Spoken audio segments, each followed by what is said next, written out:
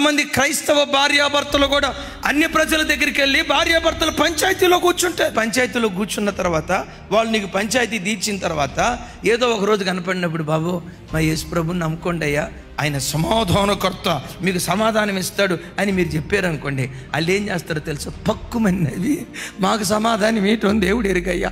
ఎవరి నామం అవమానపరచబడుతుంది? దైవజనమా, ఒకవేళ దేవుని నామానికి నీ ద్వారా అవమానం కలగబోతుంది అని అంటే, రేపు కలగబోతుందంటే ఇట్లా నువ్వు ఉండు. ప్రభా, రేపు అవమానం కలగబోతా ఉంటే ఈ రోజు నన్ను చంపేసే ప్రభా. క్రైస్తవులు త్రాగుబోతులన్న ముద్ర, తిరుగుబోతులు, లంచగాళ్ళు, ఈ ముద్ర మాకు ఉండకూడదు.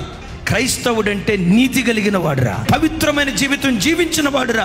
వాళ్ళ మాట అవునంటే అవును, కాదంటే కాదు. అబద్ధాలు ఆడరా, వాళ్ళు మాటలు మార్చర్రా, మోసాలు చేయర్రా. వాళ్ళు కూటికి పేదోళ్ళైన నీతిలో ఐశ్వర్యవంతులరా.